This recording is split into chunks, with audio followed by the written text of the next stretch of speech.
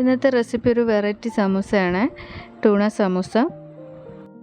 അപ്പോൾ ടൂണ സമൂസ ഉണ്ടാക്കുന്നതിന് ചൂടായ പാനിലേക്ക് ഓയിൽ ഒഴിച്ചു കൊടുക്കാം. 3 സവാള ചെറുതായി അരിഞ്ഞതും 1 പച്ചമുളക് ചെറുതായി അരിഞ്ഞതും കൂടെ ഉപ്പും കൂടെ ചേർത്ത് നന്നായി ഒന്ന് വഴറ്റി കൊടുക്കാം.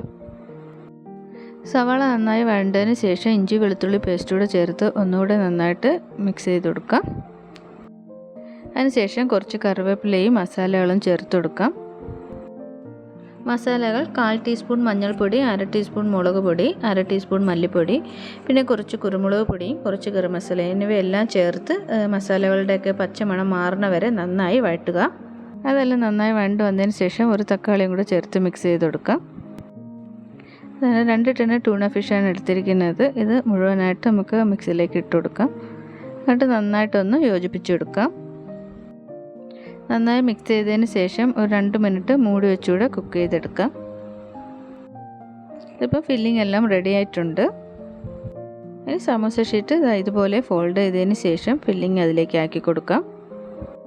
ഞാനിവിടെ മൈദമാവ് പേസ്റ്റ് ചെയ്തിട്ടല്ല ഒട്ടിക്കുന്നത്, നോർമൽ വാട്ടറാണ് തേച്ച് ഇത് ഒട്ടിച്ചെടുക്കുന്നത്. ഫോൾഡ് ചെയ്ത സമോസ ഷീറ്റിലേക്ക് ഫില്ലിംഗ് എല്ലാം നിറച്ചതിന് ശേഷം സാധാരണ പച്ചവെള്ളം ഇതുപോലെ തേച്ചതിന് ശേഷം ഒട്ടിച്ചെടുത്താൽ മതി, ഇത് ഒട്ടിക്കോളും. ഇതുപോലെ ബാക്കിയുള്ളതും കൂടെ ഫില്ല് ചെയ്തതിന് ശേഷം ചൂടായ എണ്ണയിലേക്ക് ഓരോന്നായിട്ട് ഇട്ട് ഫ്രൈ ചെയ്തെടുക്കാം. കൂടെ നിന്ന് തന്നെ തിരിച്ചും മറിച്ചും ഇട്ട് ബ്രൗൺ കളർ ആകുമ്പോഴേക്കും എണ്ണയിൽ നിന്ന് കോരിയെടുക്കാം.